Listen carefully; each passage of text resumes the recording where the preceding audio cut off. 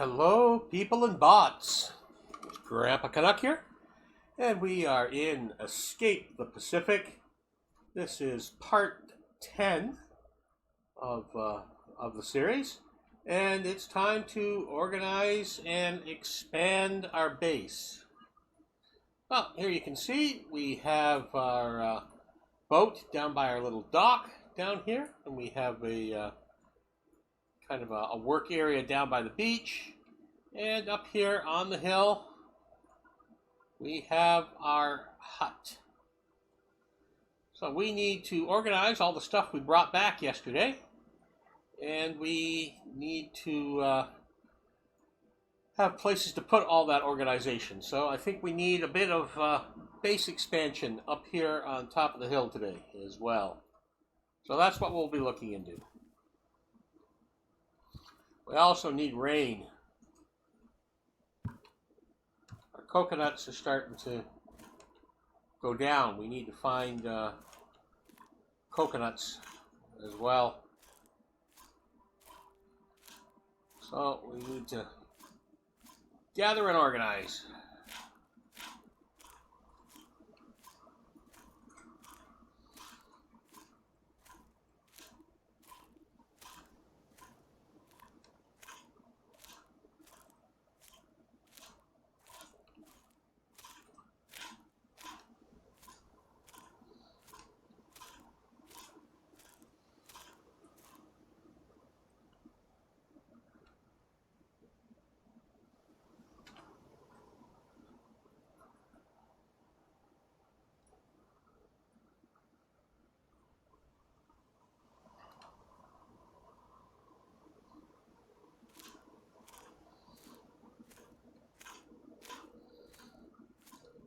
Got a lot of storage containers now, so we can start spreading out our stuff into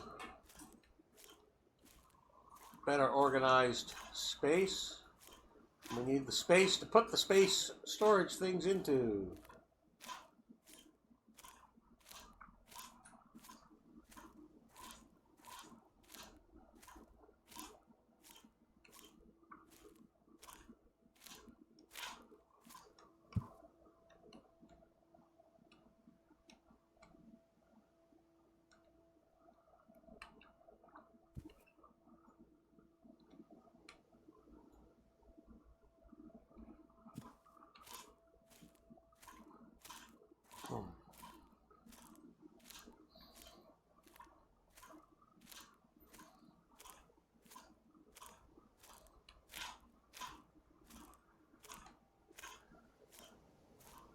Well, let's get some of these crates up, and then I think we need to look for coconuts.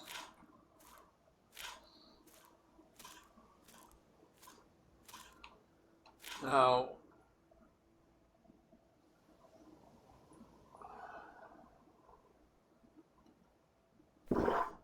we'll drink the good water here.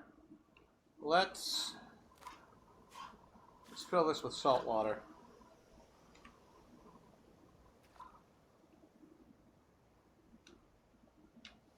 Guess I need to fill it.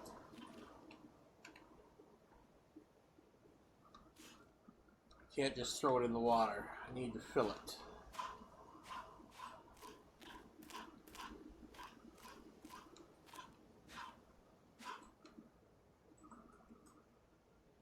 What do I have? Well, that'll do. What I need.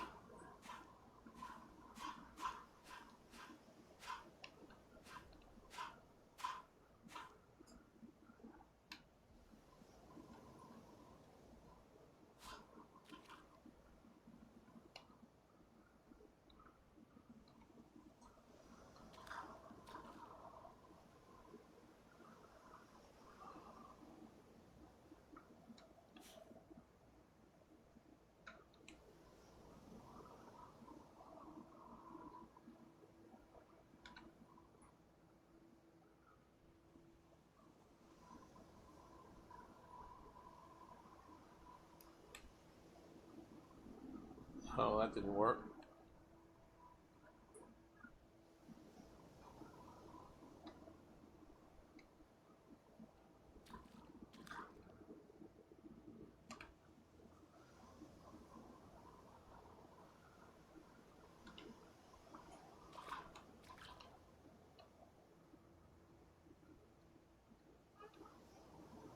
That's what I want to do.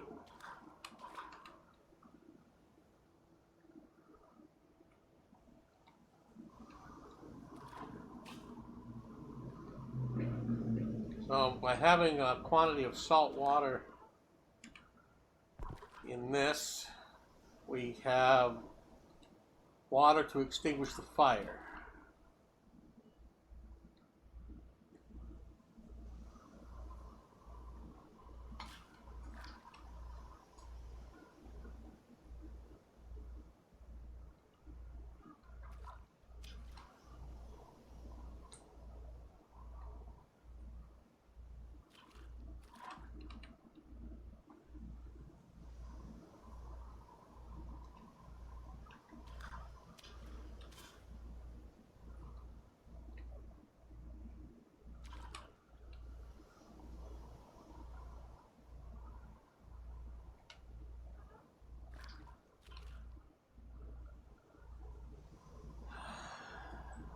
And we can also boil this down for salt.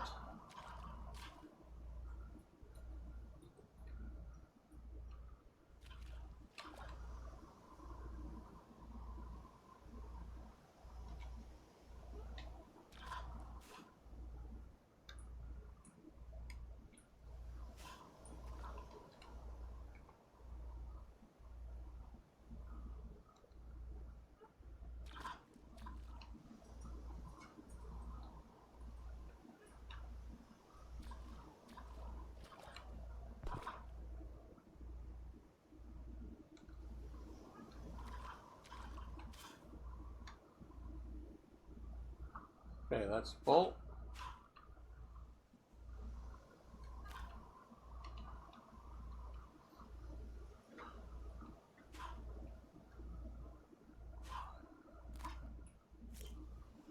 If this was only fresh water.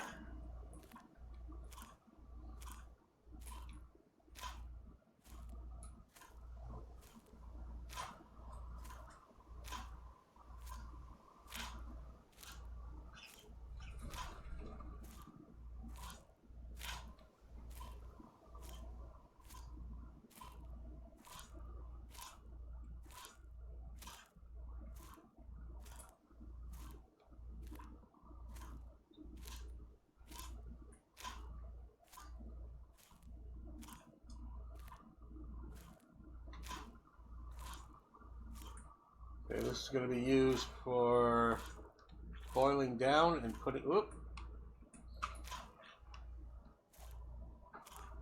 boiling down and whatnot, putting out the fire. Just stay there.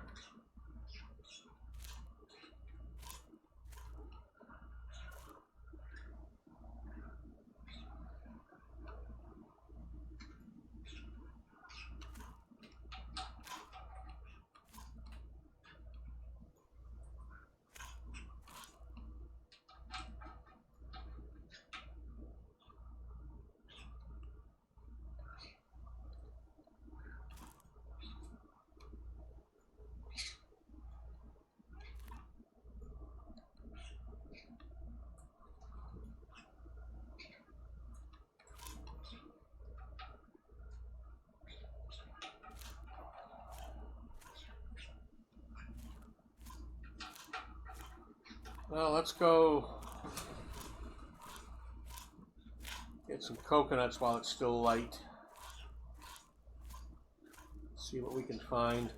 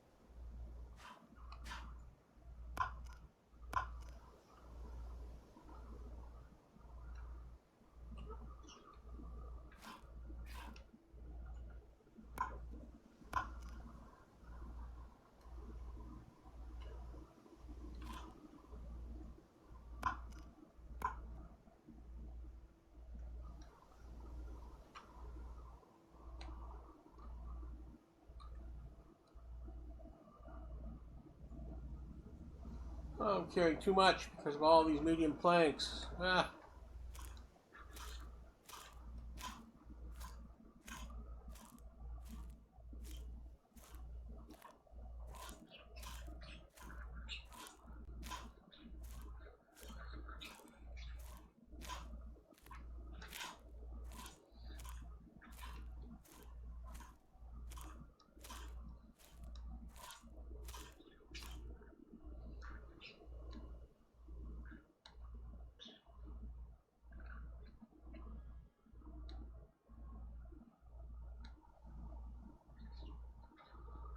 Okay. All these building planks.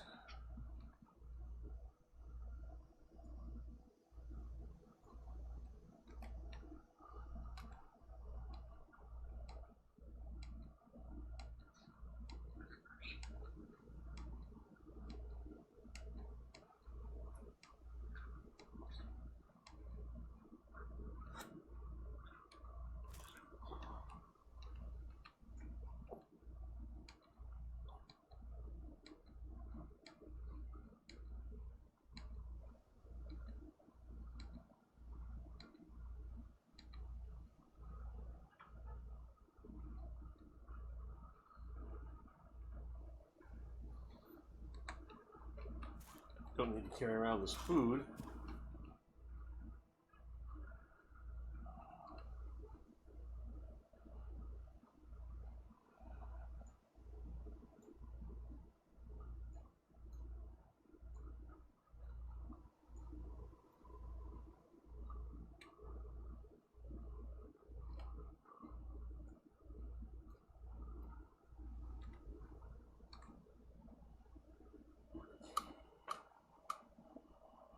My vitamin C is a little low.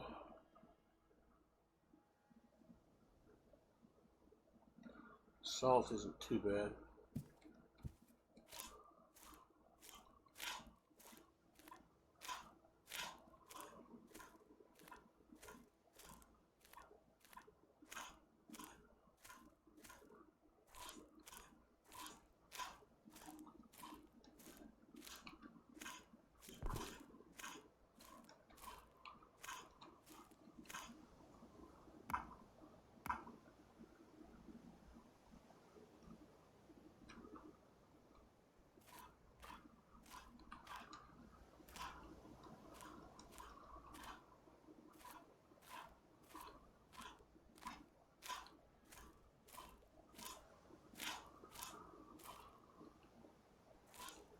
Lots of bananas.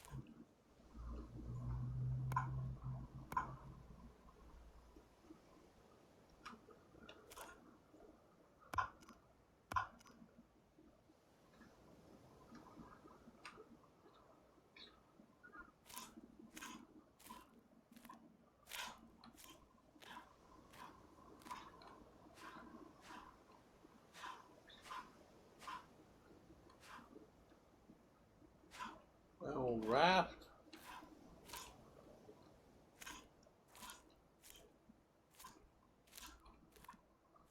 Bananas, lots of bananas. Yes, we have some bananas.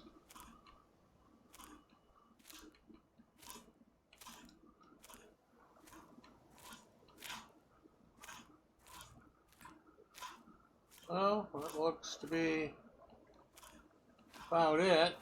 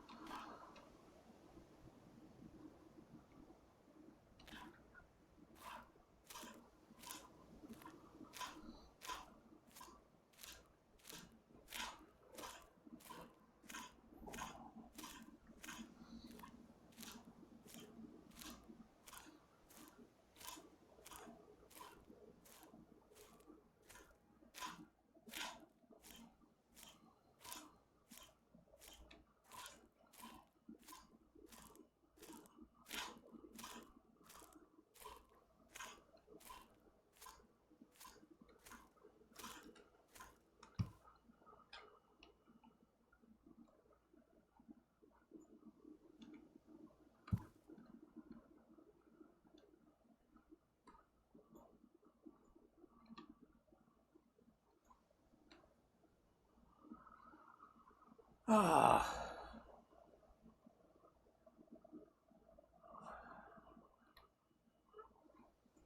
in the flooring.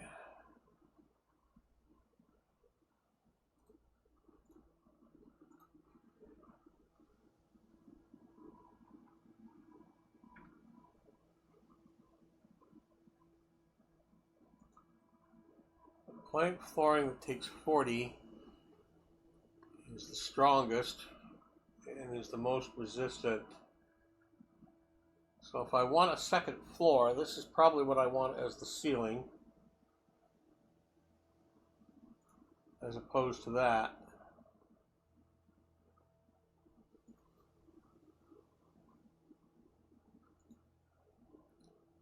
$32, $40. So let's save our planks for a solid base where we know we're going to want a second floor.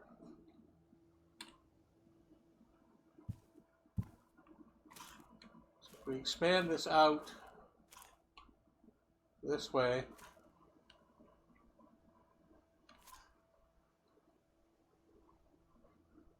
and we put heavy planking, then we can have a lookout, at least up on the second level.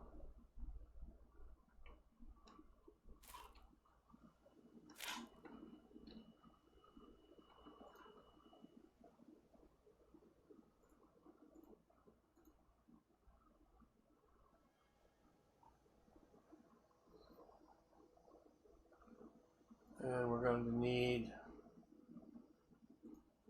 strong foundation.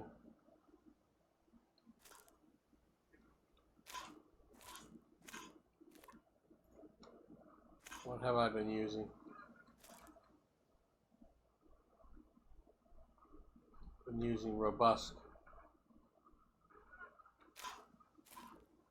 Well, that's probably fine.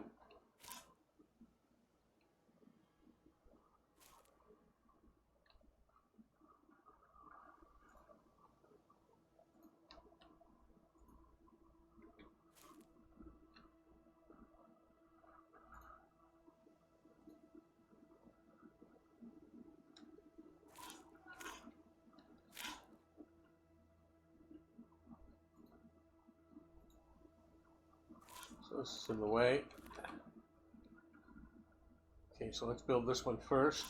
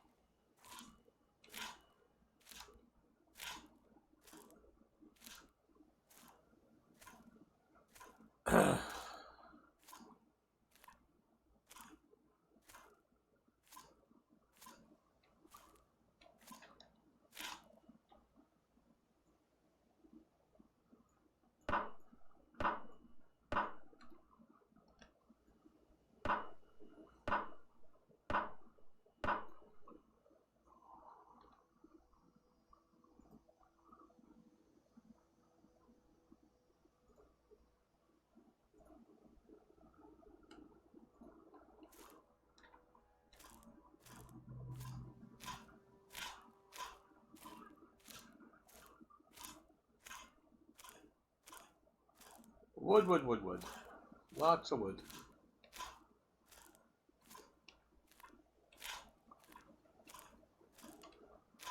Where's my trunks?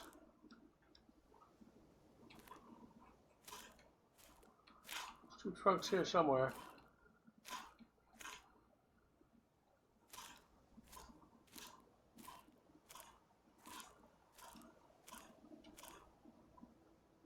There's just 2 trunks here.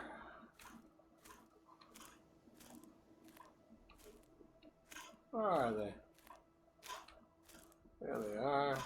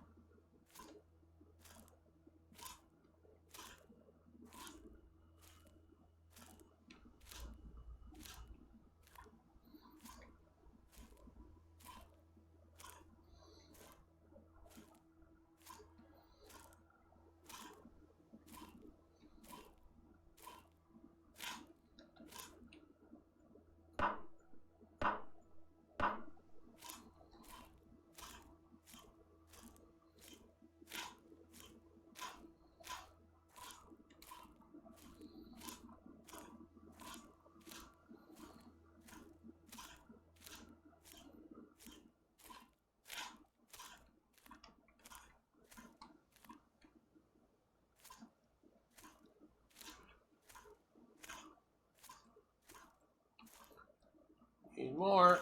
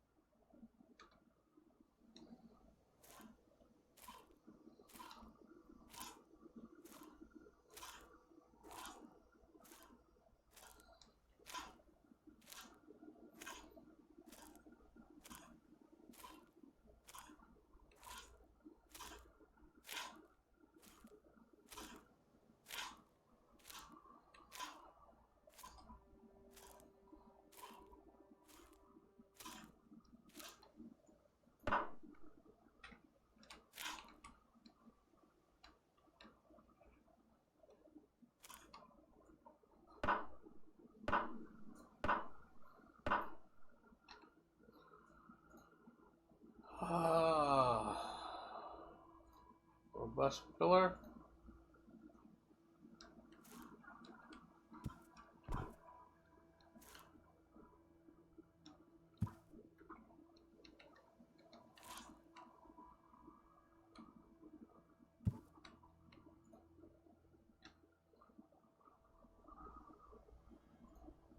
Robust pillar.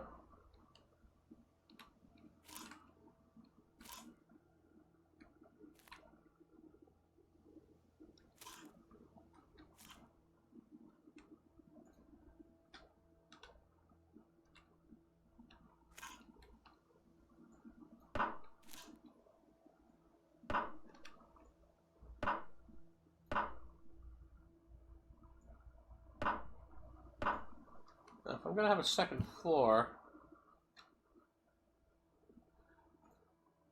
I think I should have more than a week.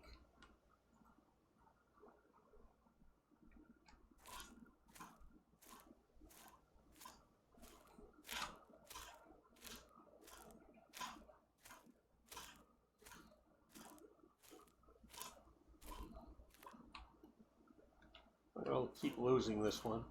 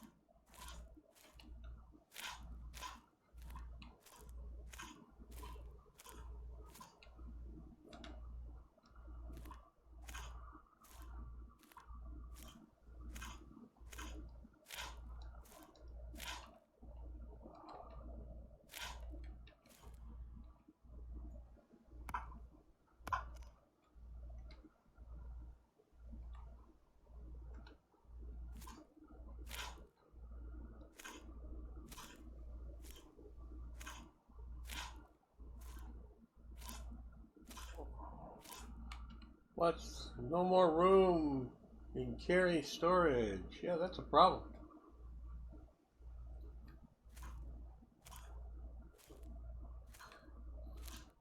If you don't have the weight capacity or you don't have the volume capacity.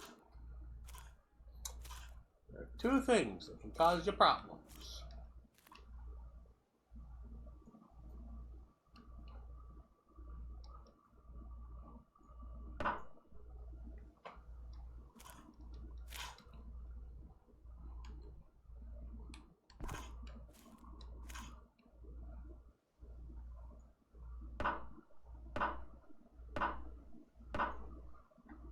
Okay.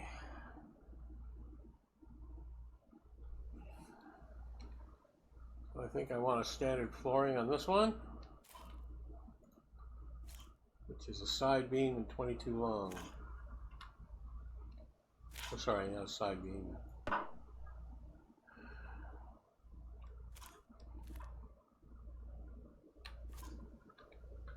And I wanted a decent plank.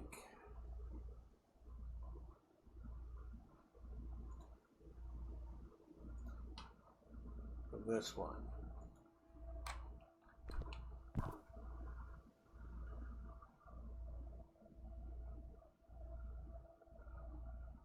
Yeah. Ah.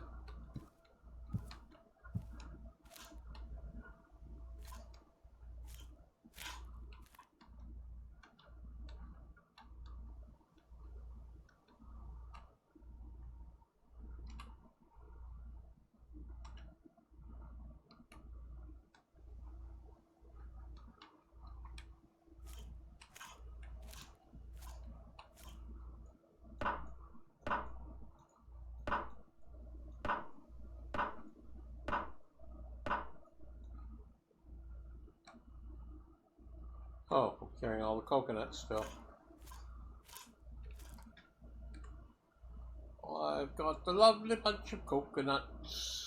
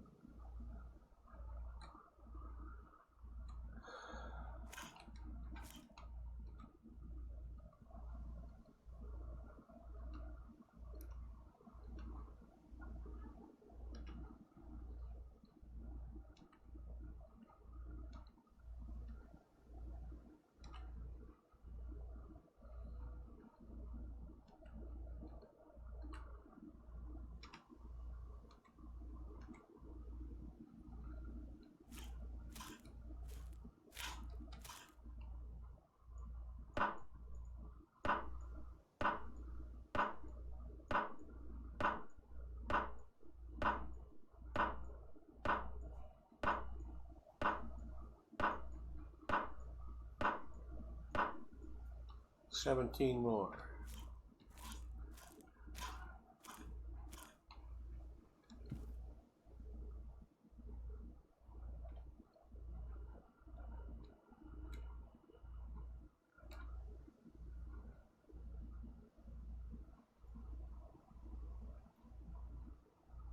There's some.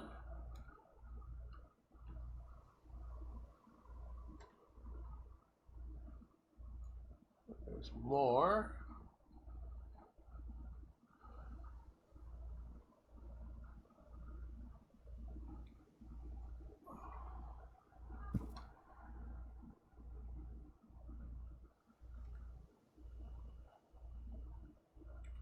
And don't know how many I actually have.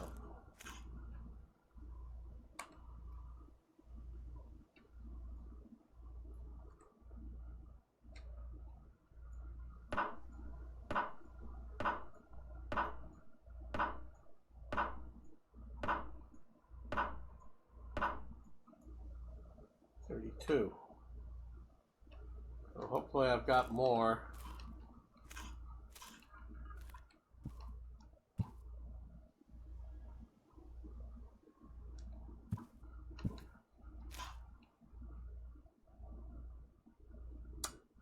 I don't want to have to dig that one up. Maybe there's more down at the beach.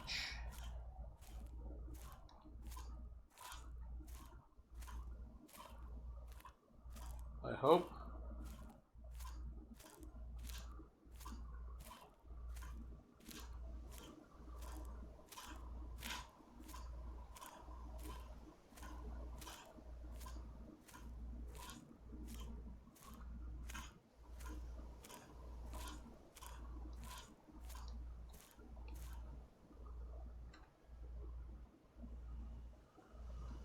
Bunch in there.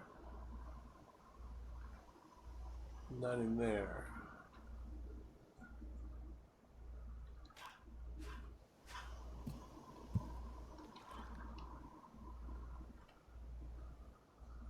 Mostly coconuts here.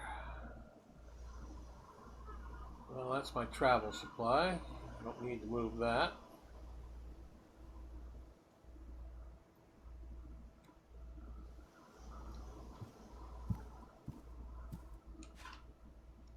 Well, I guess we take this up. And I only have enough to do one section.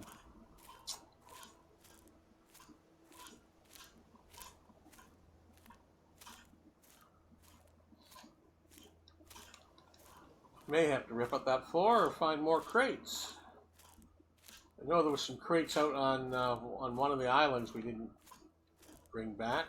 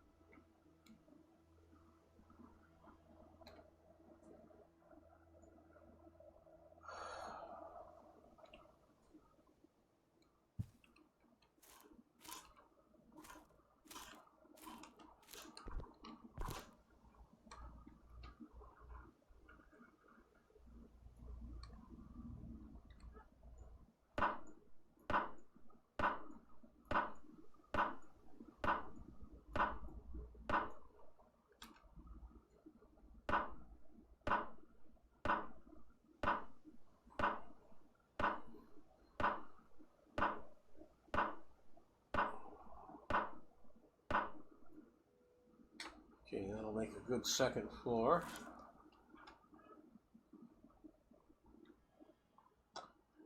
And we're going to need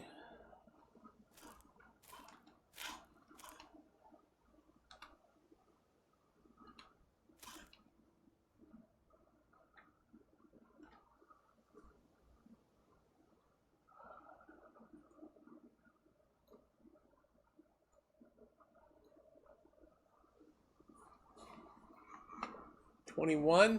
I need 40, so I got half as many as I need there. 22.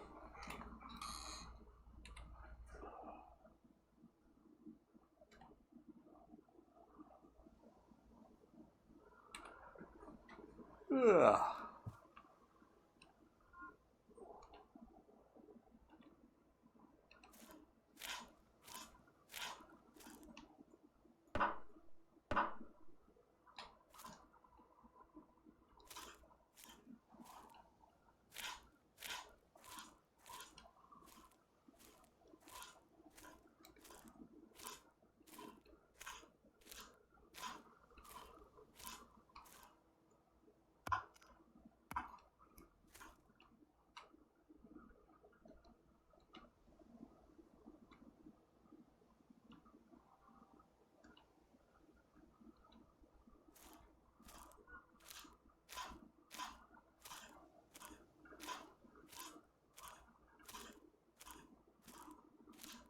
Come on, rain. I need rain.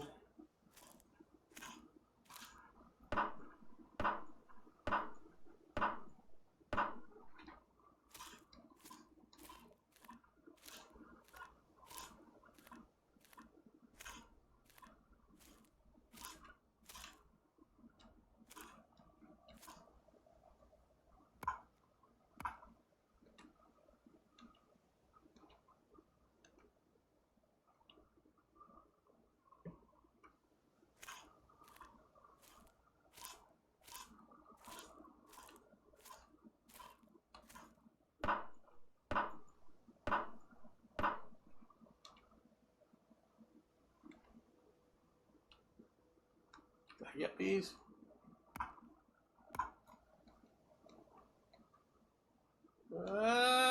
Lost that one.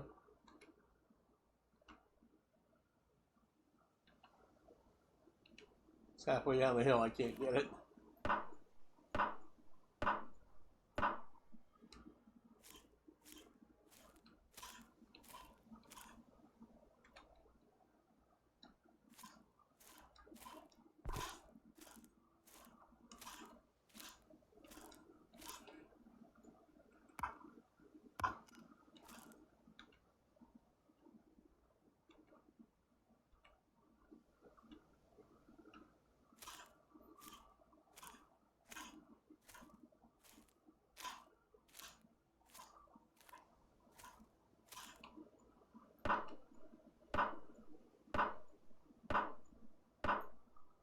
Two more.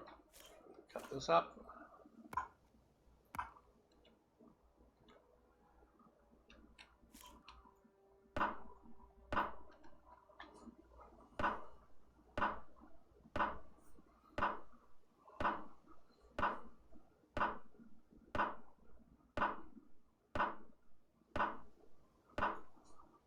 Okay. Now I think I want a window on the front of that. And palms.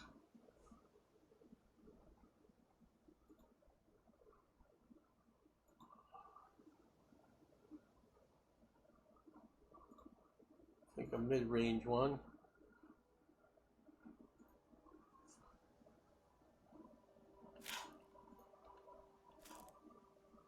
Okay.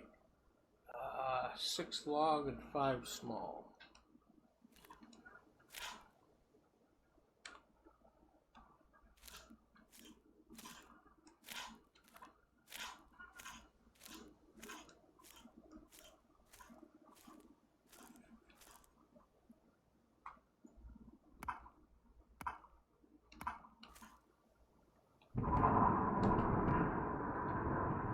Thunderstorm, come on.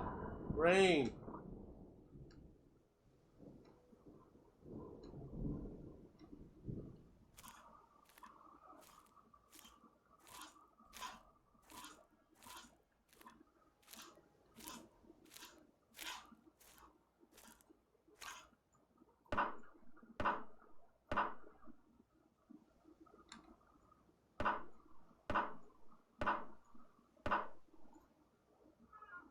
Three long, 1 small.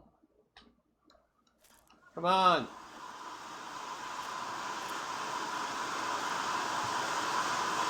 Yeah. Rain, rain, rain, rain, rain.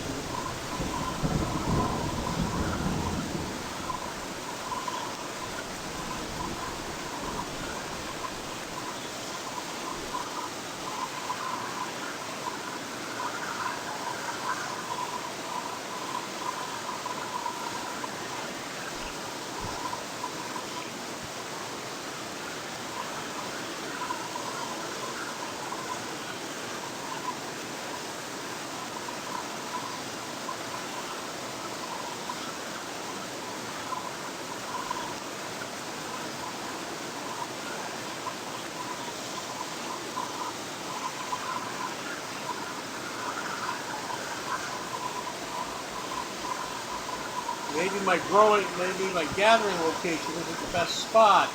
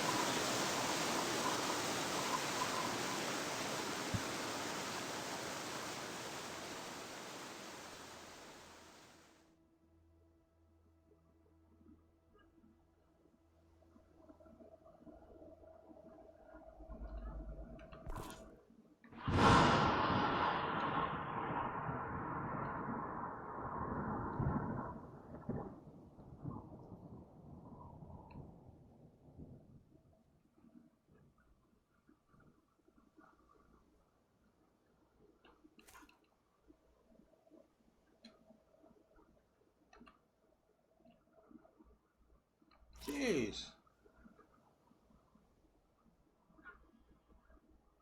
So obviously is not a good spot. Is that all I gathered?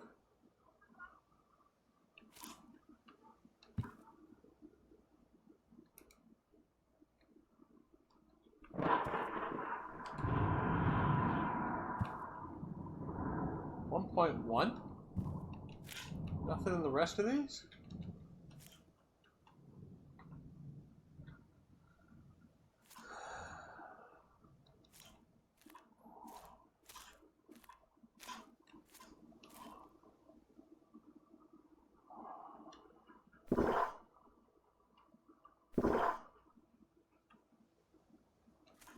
That's all?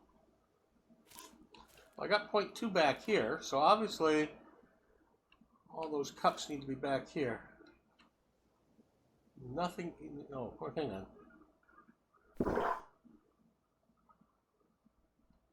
Well, I got enough to drink, at least. That was not an awful lot of rain water. So obviously, they need to be back here.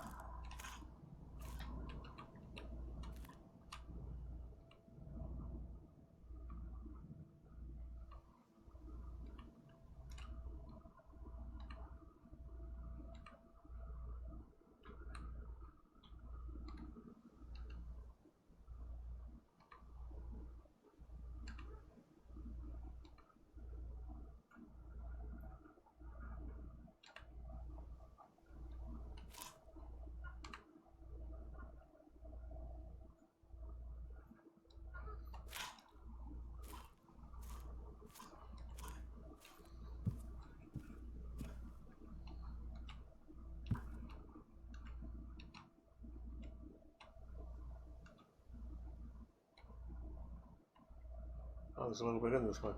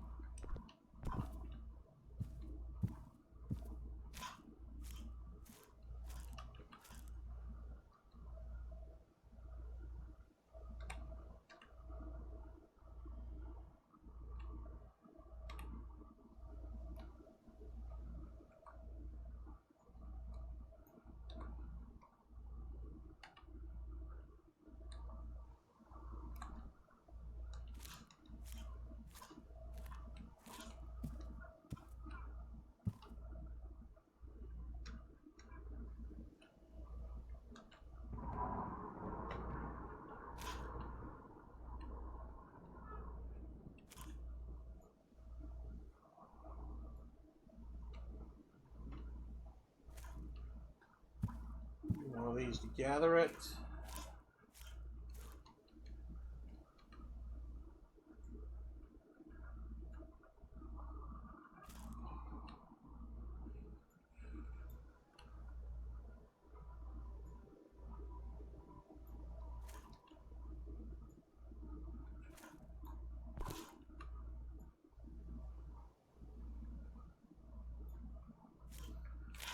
Okay, well, that looks to be in the open.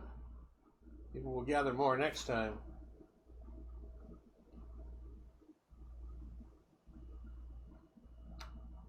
No water in it. Hey, philosopher. Sangria. Oh.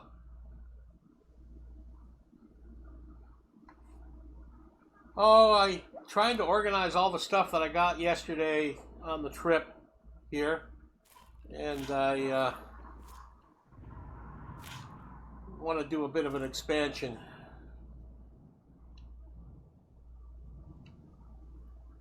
I have that game installed. I'll try it out later today.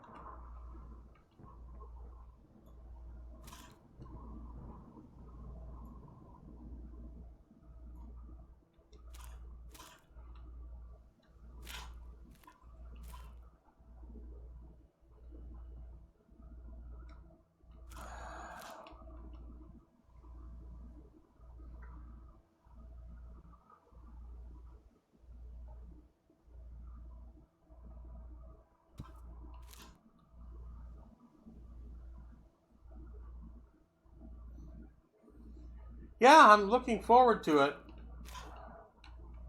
I have to go out for an hour or two this afternoon, and when I get back, I'll take a look at it.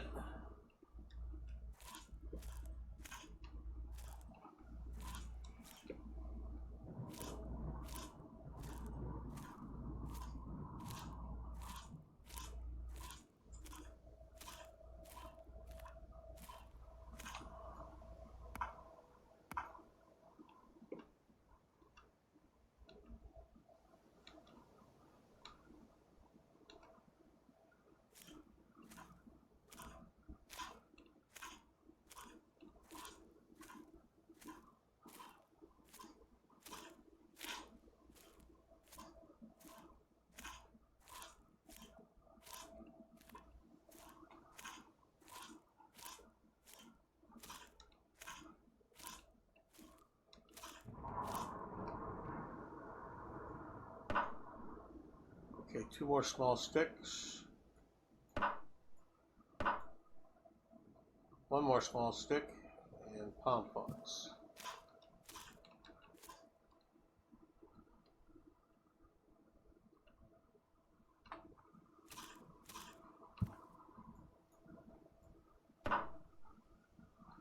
Palm fonts I need to go get.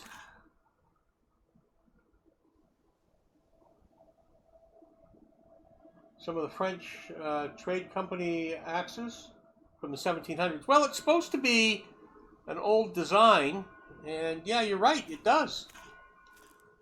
It does look like appropriate for the era. Actually, I think all the tools look okay for the era. But, you know, I don't know the exact era. I think it's early 1800s time period that they're portraying. I need a palm fonts.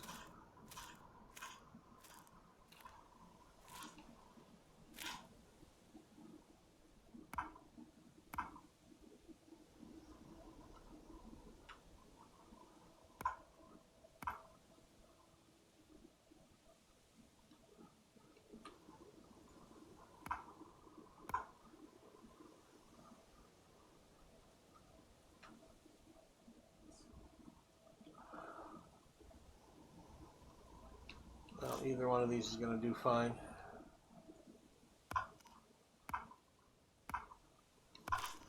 It's a double.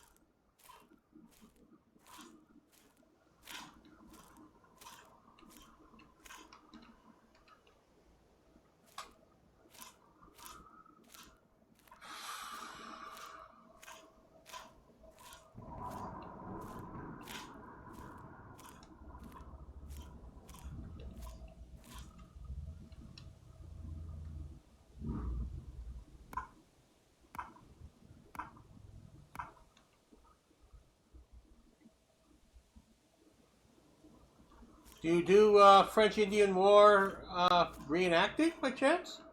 Or are you just a collector?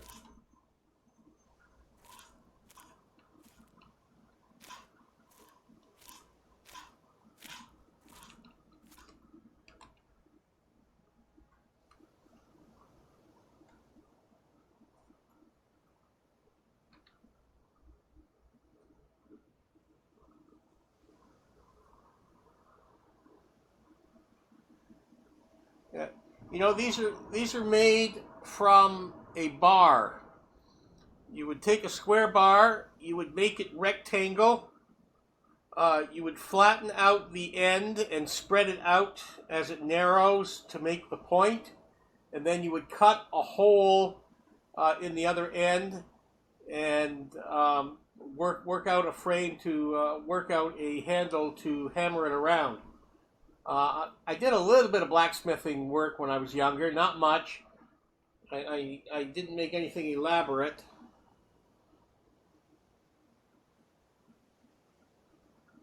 Used to a lot when you were younger. Still have a lot for French Indian Rev War stuff. And do a bit of Civil War. I did War of 1812 mostly. I did maybe one Rev time period.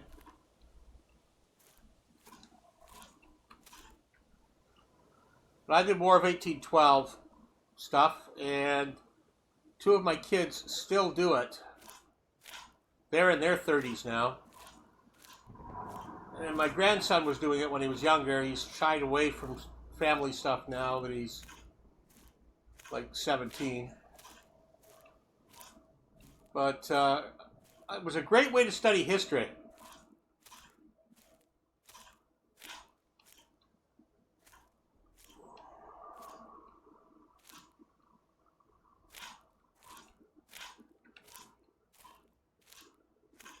And the amount of detail some collectors put into the artifacts that they use is just phenomenal.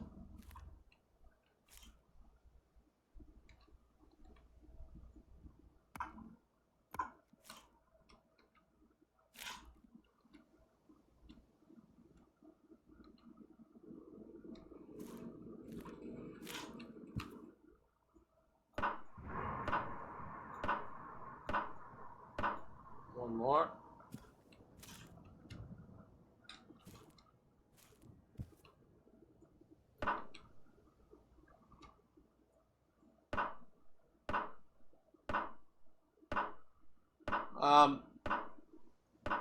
We're blessed here in the southern part of Ontario to have several preserved War of 1812 buildings. On the American side, Fort Niagara. The Canadian side across from it, Fort George and Fort Erie. In Toronto itself, Fort York. And down by Windsor, Detroit, and Amherstburg, there's some structures saved as well. And close to me, near a little village called Delaware, there's what's called Scanado First Nations village that has been rebuilt and preserved. And it's in a conservation area with lots of wide open area. And all of these areas have War of 1812 events usually every year, as well as Stony Creek. Really, really, really good events. And there's nothing like doing something at some of those historic sites.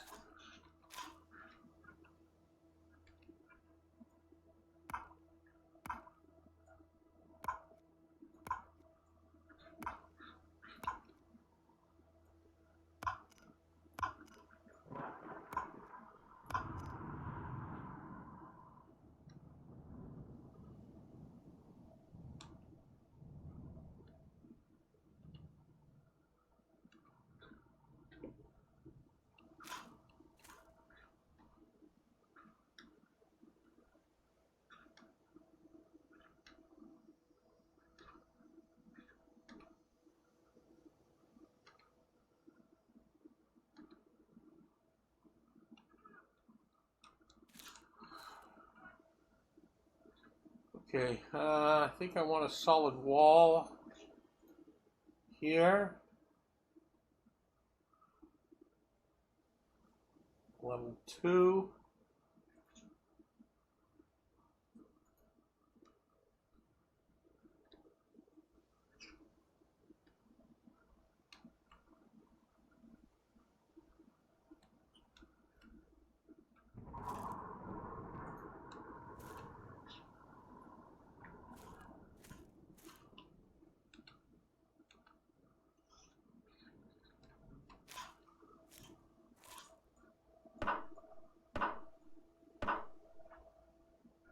Fort Meg, I hear, is an excellent site.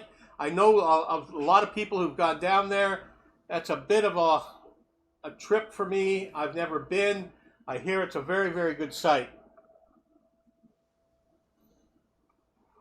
Yeah, I know where it is near Toledo. Yeah.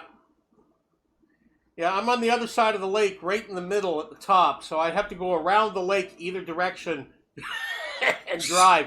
So across the lake, it's not that far. But going around the lake, it's a bit of a pain in the ass. And I've always felt a little weird carrying replica firearms across an international border. That always felt weird to me. I went to Brownstown, south of Detroit, north of Toledo. That's as far as I've gone into the United States for reenacting. Yeah, I'd have to sell 32 gun. Yeah. I would love to redo the Battle of Lake Erie. I've sailed those waters on 30 and 38 foot racing yachts, and I sailed through there very, very regularly on freighters.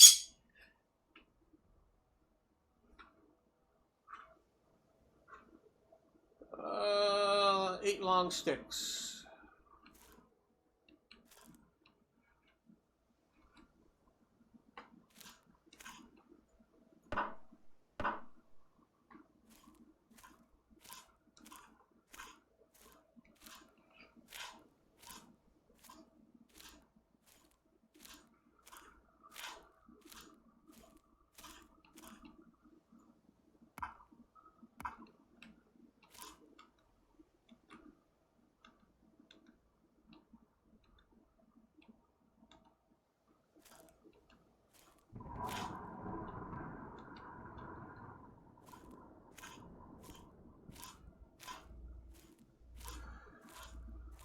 Closest I've seen to that is there was a reenacting group that had a small like landing boat that they used.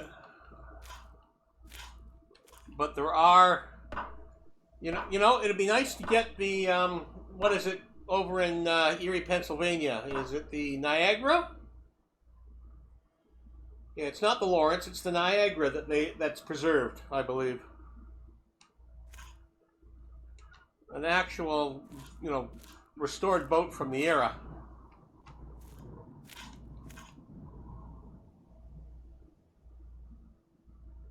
One more long stick.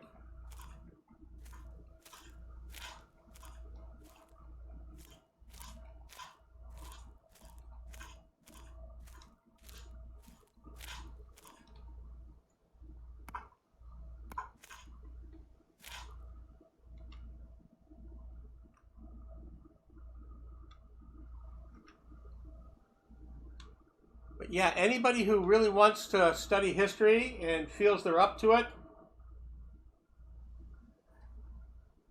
yeah, two-masted brig Niagara. Part of Perry's fleet, the Battle of Lake Erie.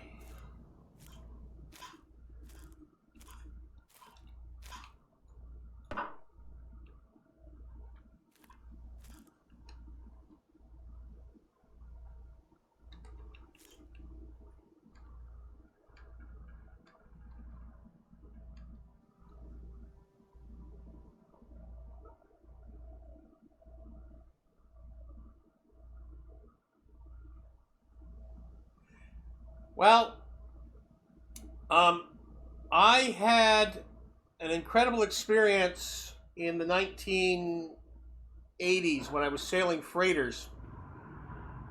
We were down at Quebec City when the St. Lawrence closed for the 500th anniversary, and all the tall ships came into the St. Lawrence Basin. And as we were traveling, a lot of them were going the other direction, passing us on the way to Quebec and that area, and there was huge amounts of tall ships and things.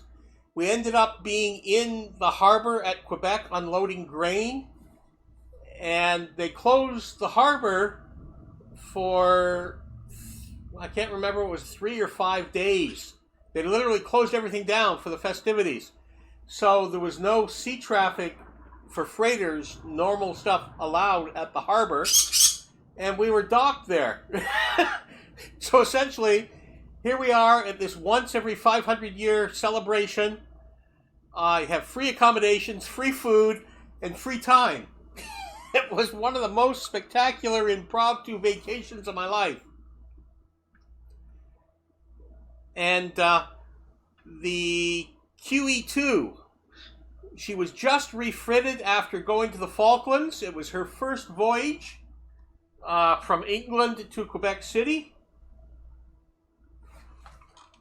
And she came in and she went to the dock right in front of us. I got some wonderful external photos. A couple of our engineering guys went over there and actually got aboard, got a tour, and I wish I would have known. I would have loved to go see that boat from the inside. The QE2. So yeah, the first voyage she came back after the Falkland Islands.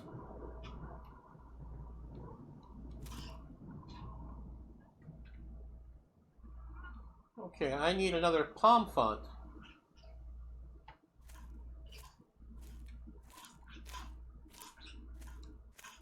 So yeah, I've been fortunate with some good experiences.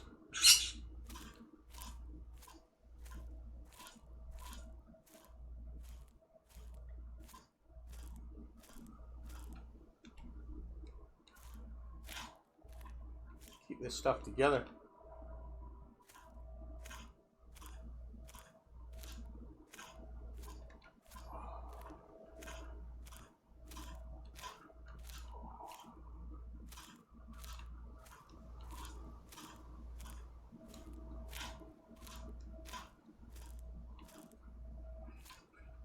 Where's that palm?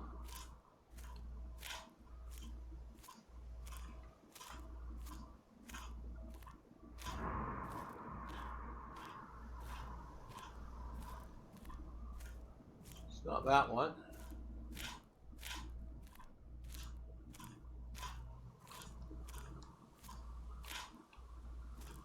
Was it this one? Or this one? This one will do.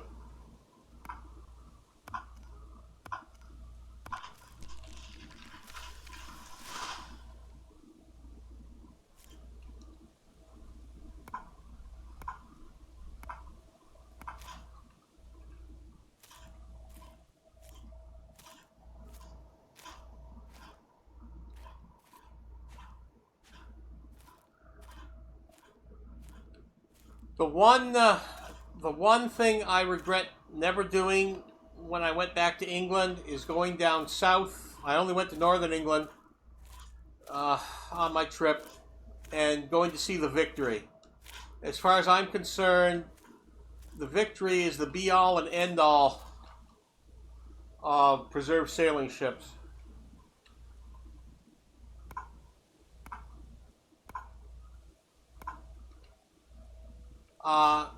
I saw the Bounty in Florida,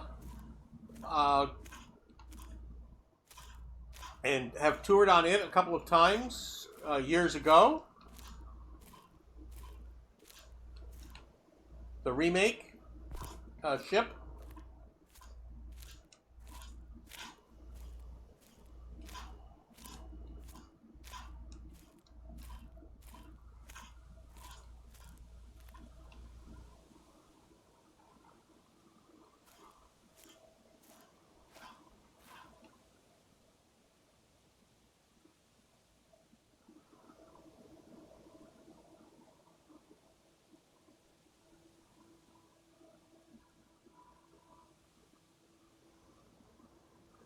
Yeah.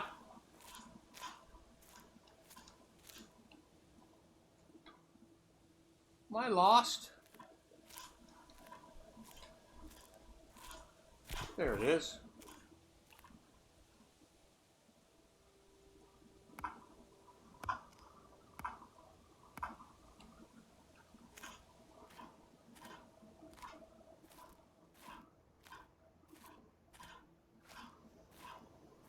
I don't even have a passport anymore.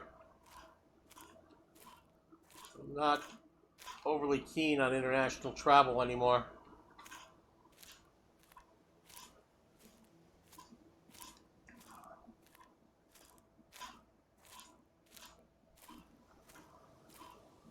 My father's mother's ancestors were sailors in that time period.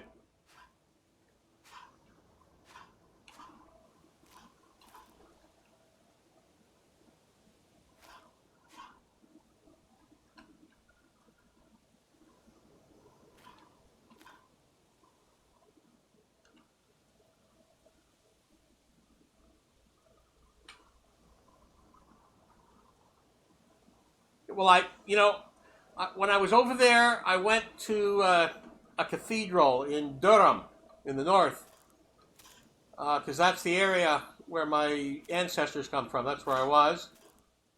And I was impressed with this church that was built in 1200 and something.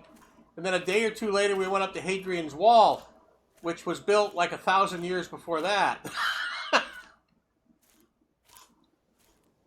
And it just blew me away seeing something that it was like, at the time, what, 1,700 years old or more?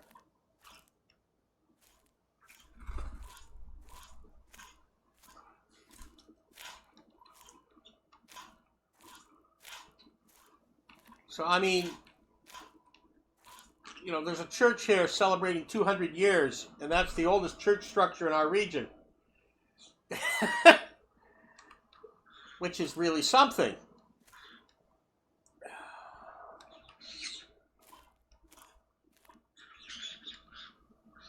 But things like, you know, that cathedral and Hadrian's Wall,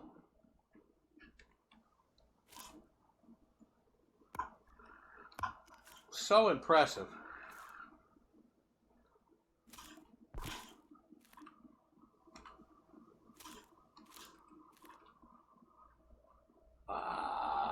Six palm fonts.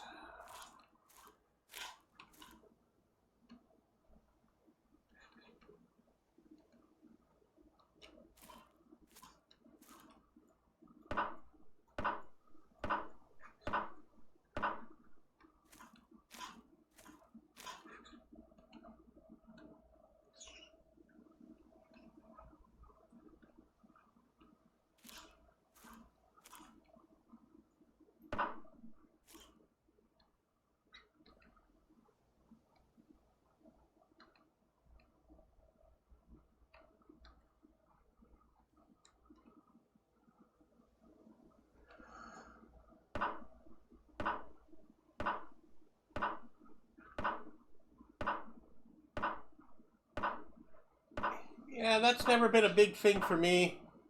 I've never really even wanted to go see the pyramids. European castles I've had a great interest in. And I've seen a couple when I was in England. But there's definitely some German in mainland, and there's a site in France where they're actually been building a castle using the old style skills. It's been featured in a couple of TV shows over the years, and that is a site. I really like the concept of the Pioneer Village, but extending it back to older time periods.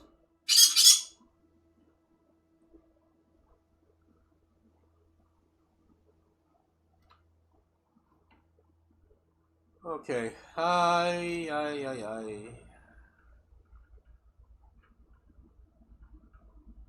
Yeah, you've seen stuff about them working on it. Yeah, really amazing. Yes.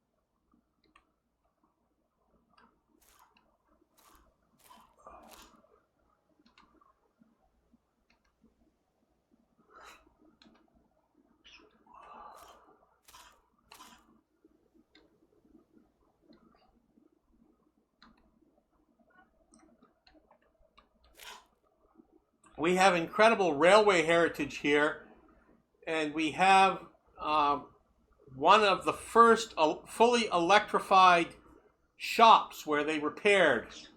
And they repaired all the stuff that was on the Michigan Central, New York Central line, because we're at the midway point between Chicago and New York. So they built all the major maintenance stuff for the line here in my town. And the station and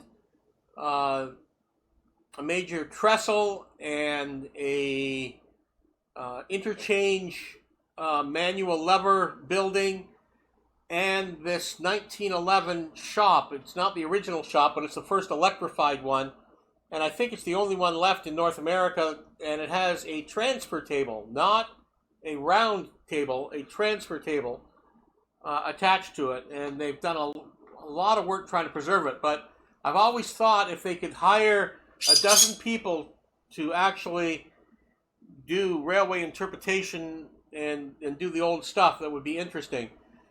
They have repaired steam locomotives in that building in the last 30 years.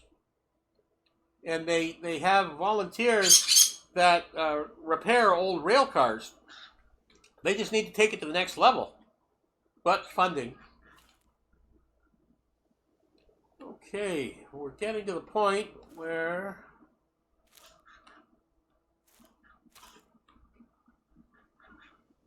I don't want to knock that out and put it there. I want to add these two at the same time.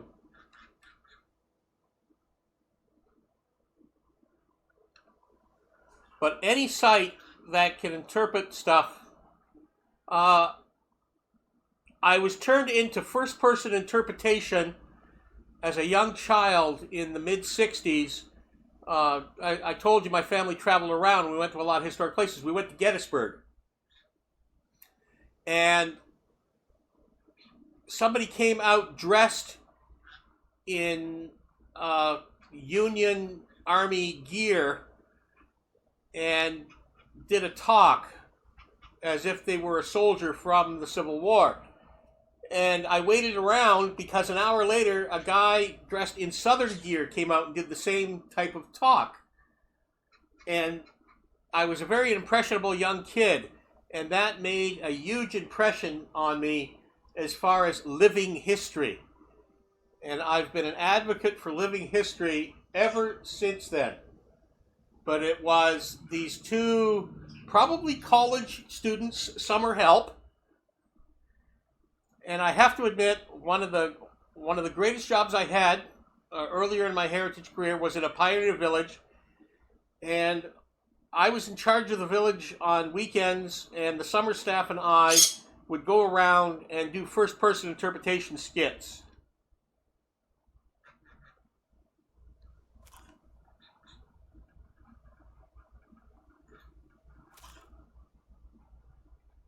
That was one of my greatest jobs, and it was in a pioneer village in the middle of a conservation area. So it was absolutely beautiful. Pain in the ass to get to every day to work.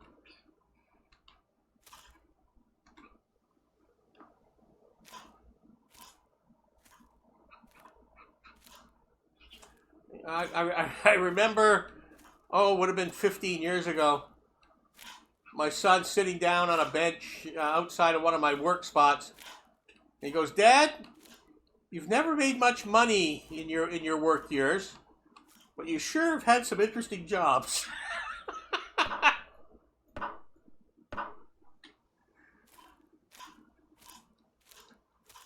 So the job satisfaction for me over the years has been good. The pay hasn't.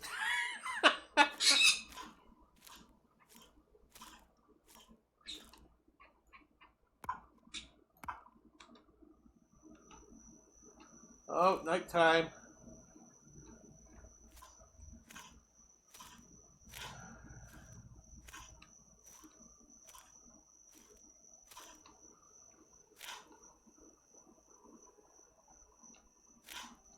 Yeah.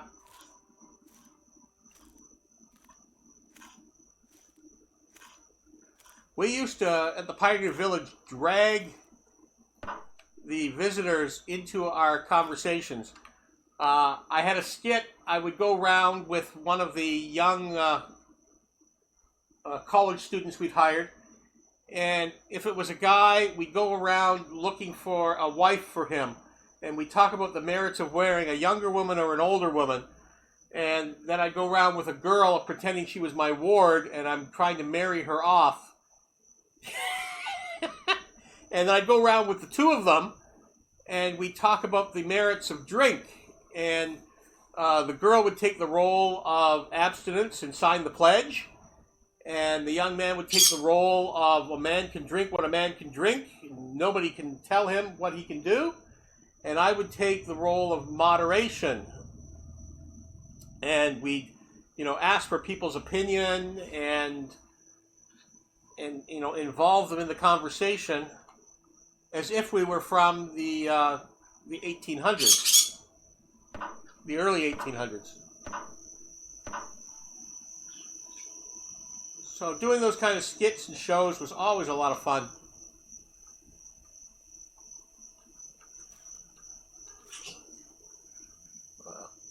Okay. What's my food down?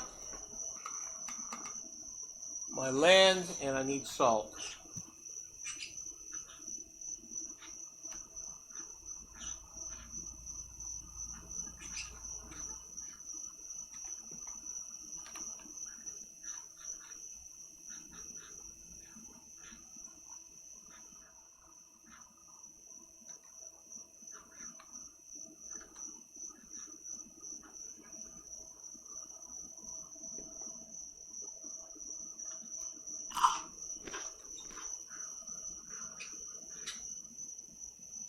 Land is still down.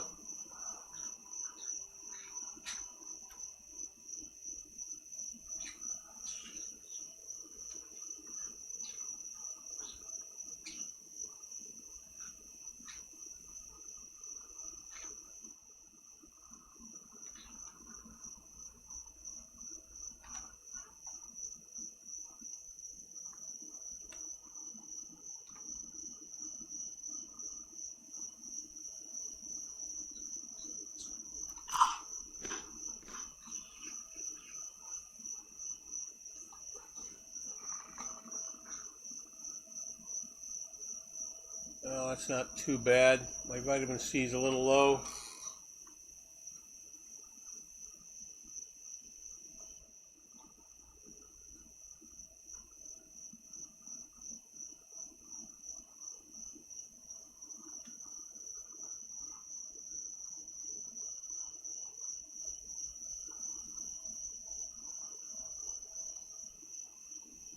Yeah, so I worked in that Pioneer Village for 3 seasons.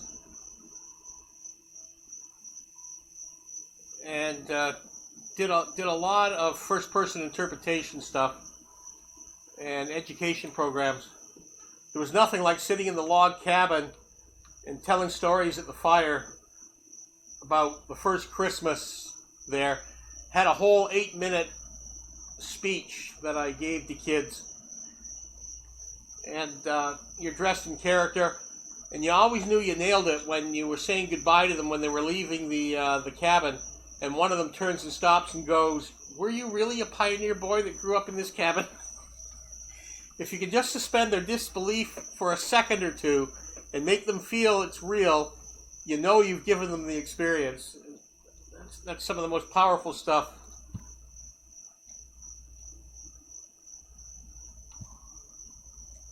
Okay. I need drinks, but I'll wait till morning. Sleep until sunrise.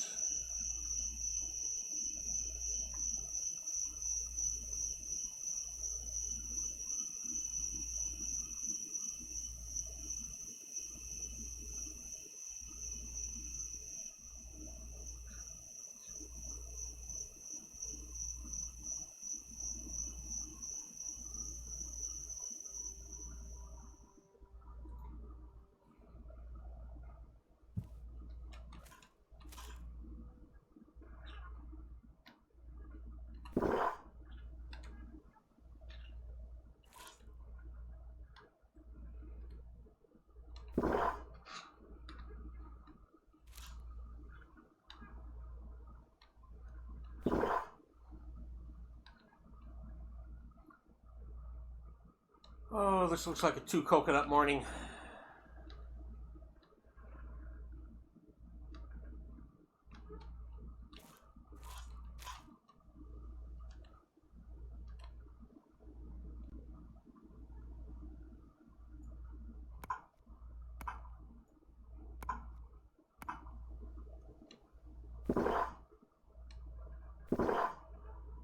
we go. I might get some rain here.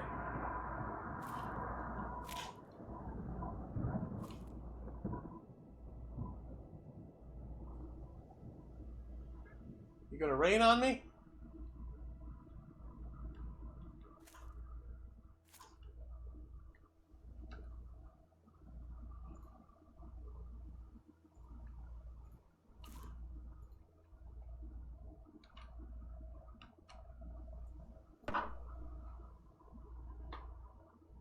Guess not.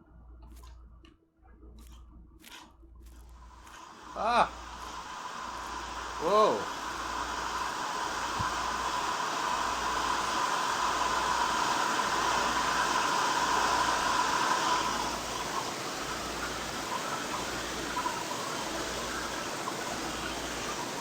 Some of this roof needs to be replaced.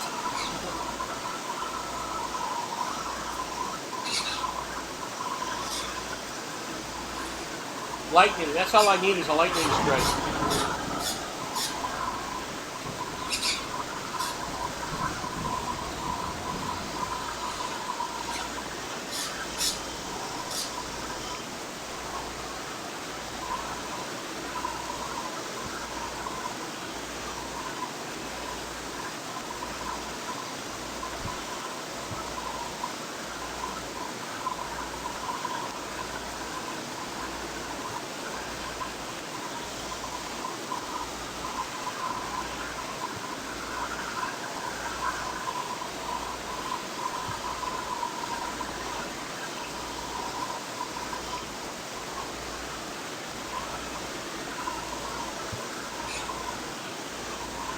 I need to make this big enough to have a table and chair.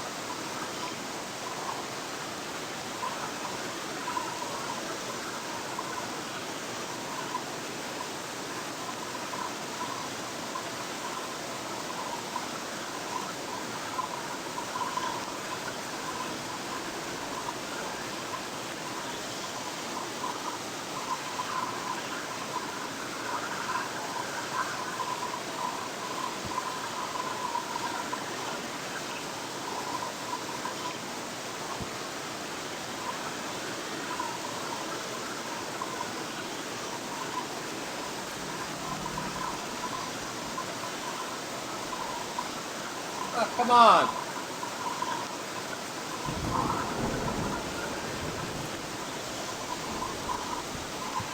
Need more water than that.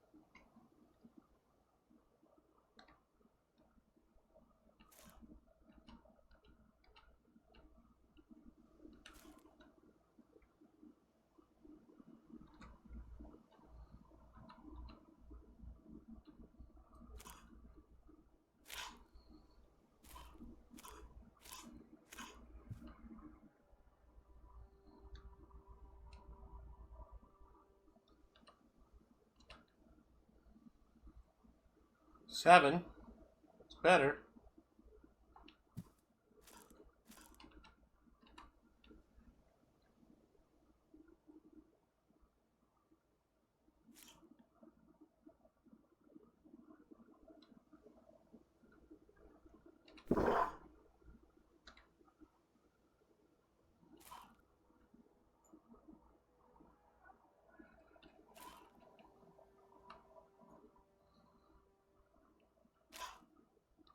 Well, that's some water.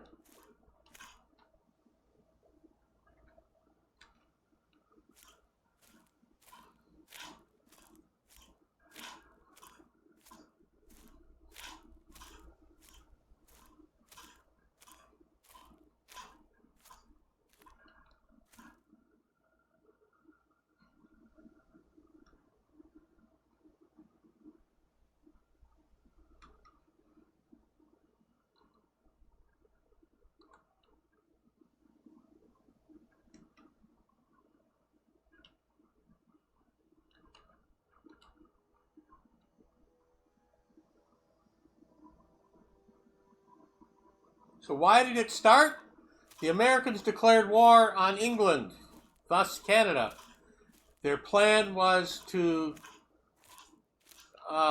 retribution for what they saw were unjust activities to them by England. The English had been in a long war with France and were short on sailors, and they would quite often board American vessels, and anybody who was English born, it didn't matter whether you now considered yourself an American or not, they pressed them into service. So they kept raiding the American ships and taking their crews. And this was one of the major concerning factors. The second factor was they knew that if the Canadas were British, they would always have problems with Britain. Therefore, they wanted to take over, the manifest destiny type of attitude.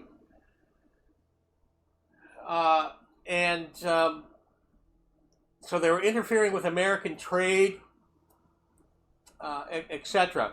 So Madison, with the mid-states and some of the southern states, had enough power in Congress to get war declared. Just barely. And the Northeast, Maine, Vermont, and that area voted against the war. And during the war, virtually nobody signed up to serve in the militias. And it was the militias from Kentucky, Tennessee, a little bit of Ohio, which was really a territory still, and the more southern states that supplied a lot of the manpower.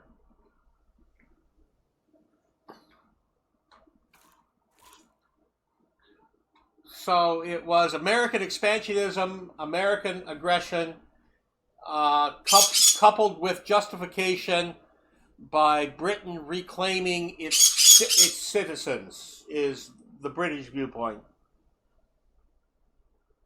There was still a lot of hard feelings from the War of Independence.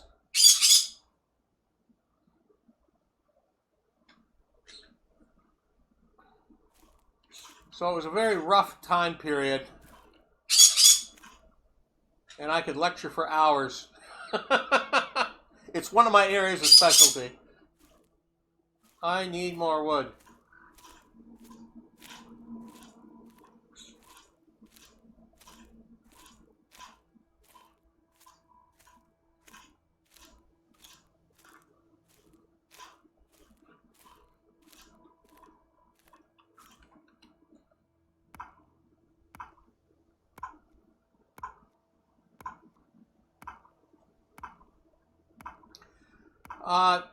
The other thing they talk about, of course, is the burning of the presidential palace. And they didn't have the budget to clean it up, so they just whitewashed over it, and that's how the White House got its name. But the reason for that was the Americans' fault. They came up here to what is now Toronto, and burnt all the federal buildings down in a raid in April 1813. And it was because the Americans came and burnt down the federal buildings why the Canadian British forces stated that they must return and do the same back. So the burning of the White House was really caused because of the American aggression.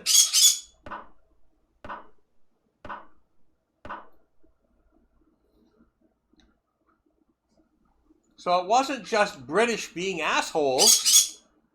The British weren't the assholes. The Americans that came across and destroyed all the federal buildings because they wanted to get rid of the government structure in Canada, as it was at the time, to take it over. So they burned all the federal buildings, and this was just, appalling in the time period to try and eliminate the civil administration of an area. And so for retaliation, the British went and did the same thing back. When they were in Washington, they only burnt federal buildings. They did not go into private homes. There was no looting. There was no misconduct reported of anything that happened.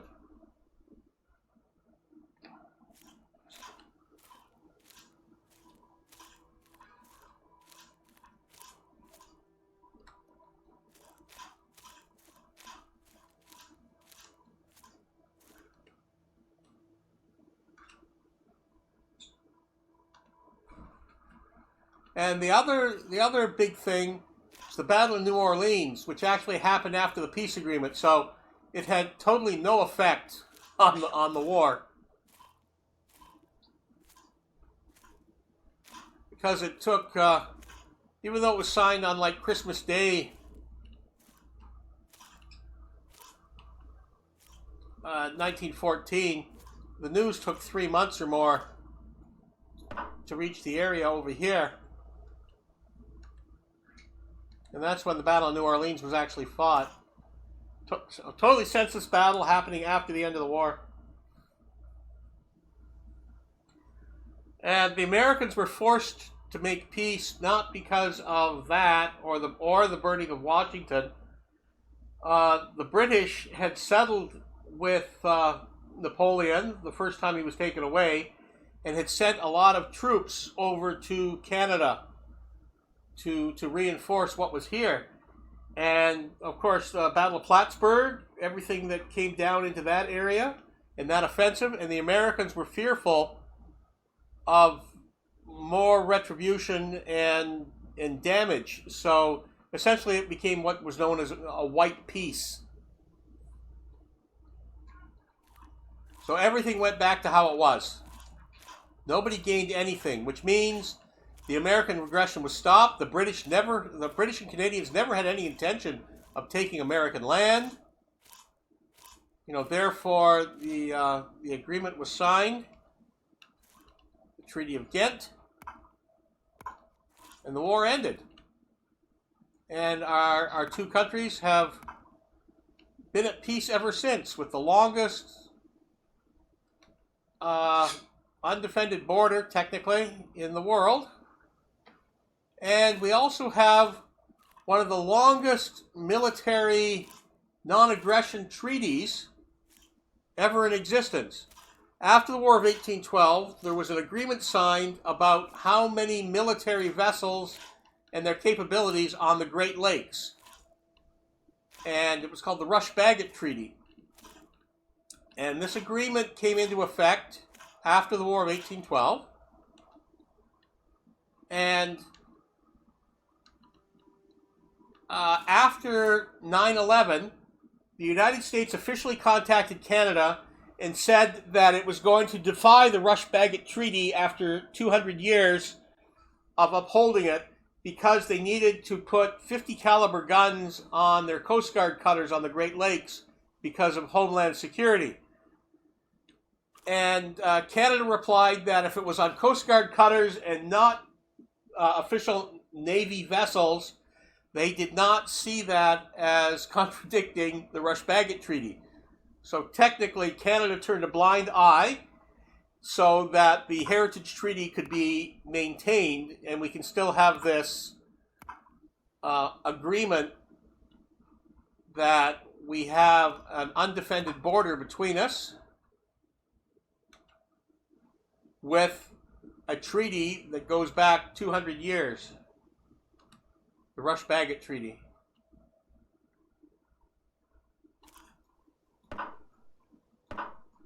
Now, war has almost erupted a couple of times since the War of 1812.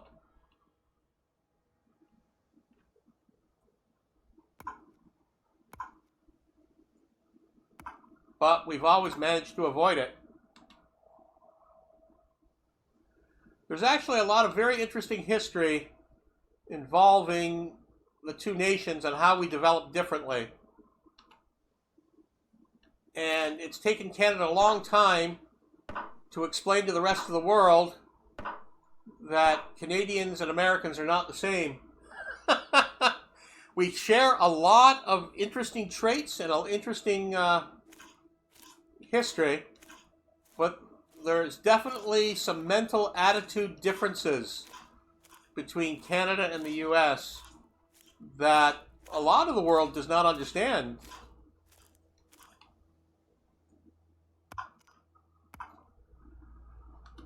In Canada, on our centennial year in 1967,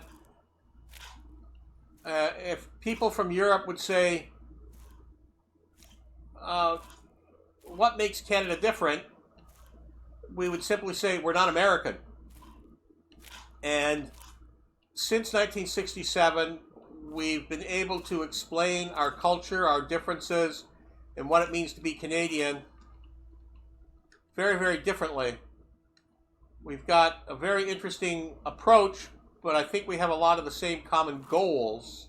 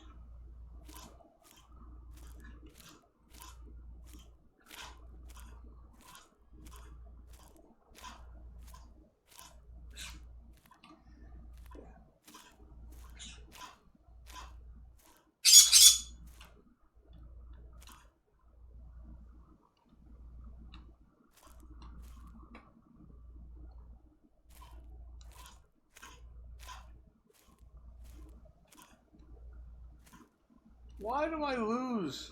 There it is.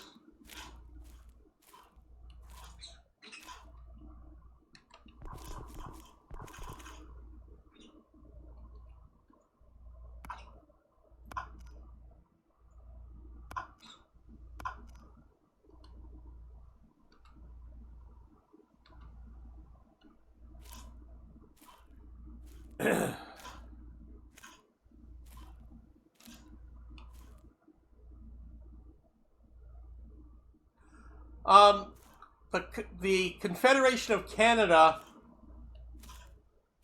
came about because of the American Civil War, and the British attitude was more inclined to support the cotton in the South.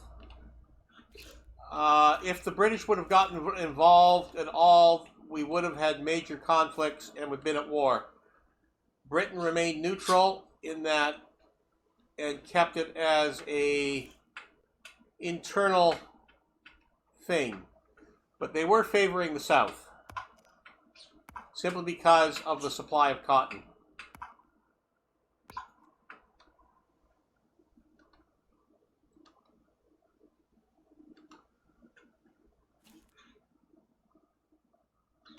There were disputes in Maine and Vermont over where the border should be. There were disputes at the end of Lake Superior. And the biggest dispute, of course, we nearly went to war over, was the river. Was it the Columbia River out in Washington State and the Seattle area? Technically, the border should have been the river, and all of that Seattle area should have been Canada. But they worked out something. But all the settlement, the people that were living there, it should have been Canadian territory.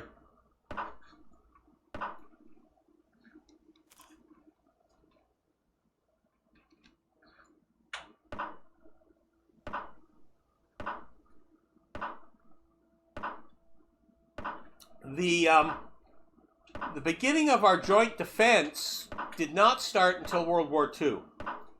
And then during World War II, with the work to defend Alaska and the military agreements we got for mutual defense of North America, led to the NORAD that we have, the North American Air Defense System.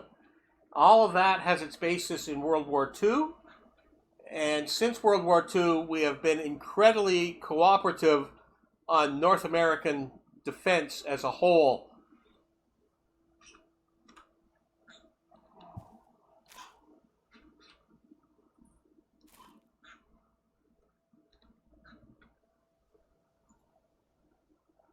But there's a unique relationship, and Canada is going to be very polite about it, but it will only be pushed so far. And the United States has always realized you can't bully us, even though some of your political people do wish to do so. And some of our political people are, very, very anti-American. So, you're always going to get that in society. So you hear a lot of stuff, and then the ugly, the ugly things do come to light every so often. During Trump's term as president, he toots about redoing the NAFTA agreement, the North America Free Trade, etc. And he created a tariff on steel. And overall, he hurt the American economy by doing it. Our steel production for certain qualities of steel is much better than the U.S., and it caused prices to go up for certain types of steel in the U.S. Yeah, the American companies stayed open, but it was very un-North American and overall hurt the economy. Save the steel industry, but hurt manufacturing.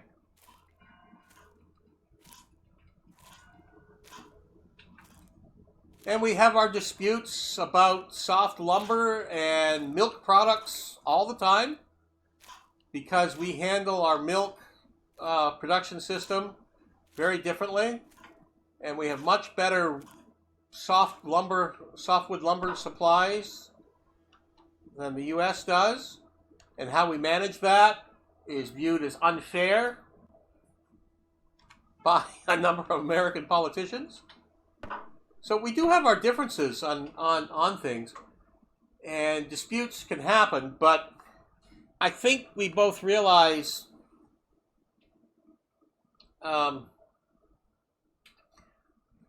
we have more similarities than differences.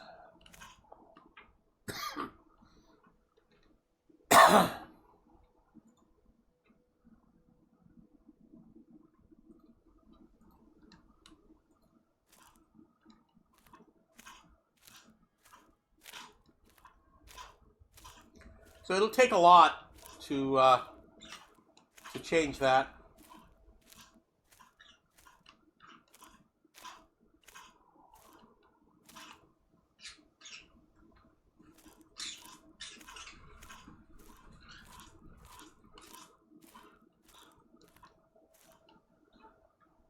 Oh, come on. Where's that stack of wood? There it is. It was right beside where I was. Jeez.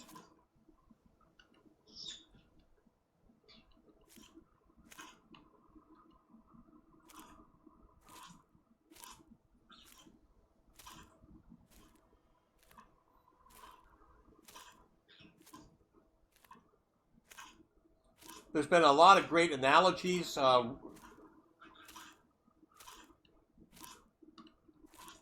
Comparing our two countries and our differences, and we poke fun at each other. One thing that Canada can do is make fun of itself, and that is a Canadian thing that is not shared by the majority of Americans. Americans can't make fun of themselves, therefore when we make fun of Americans, Americans get insulted. Much too easy.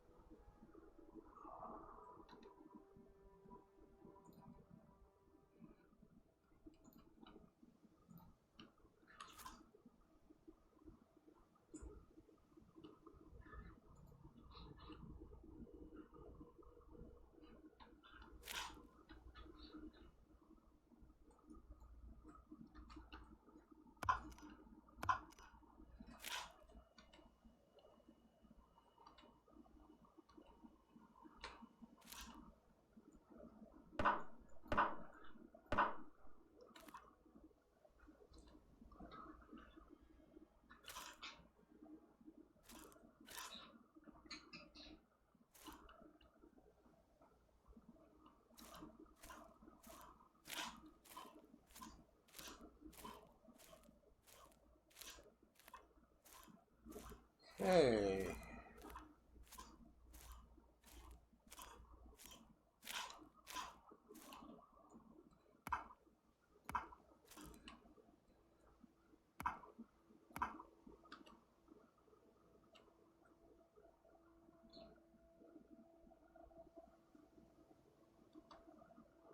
The largest ship was called the St. Lawrence, built in Kingston.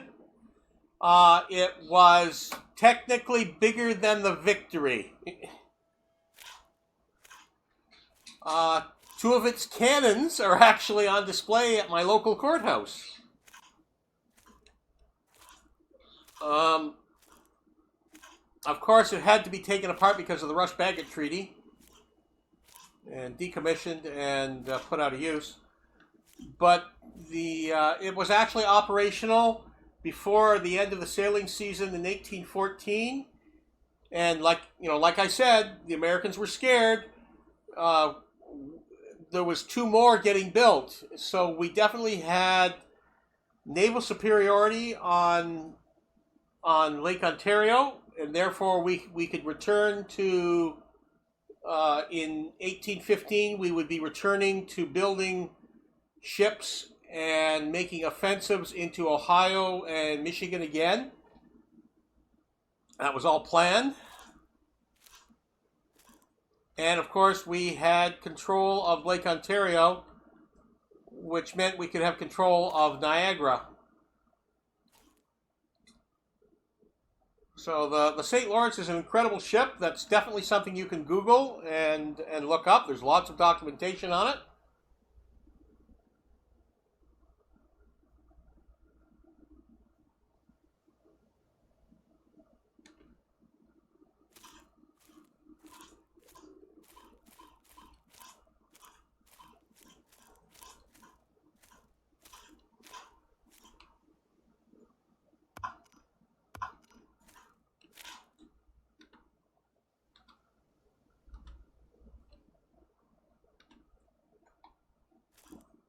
Now, Lake Erie,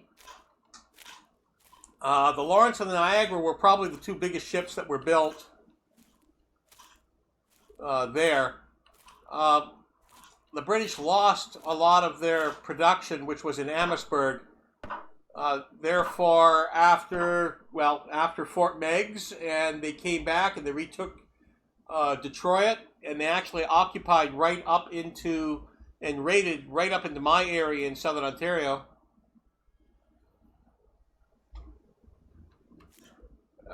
through 1813, 1814.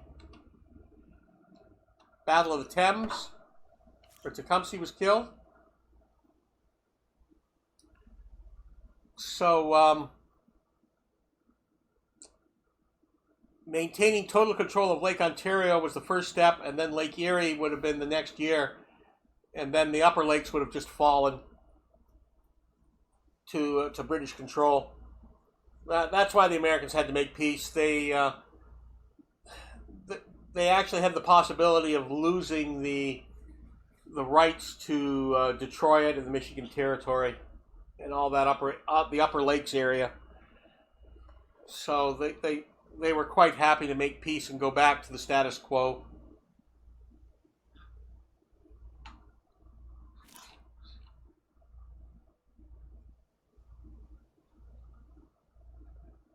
Oh, I need another palm.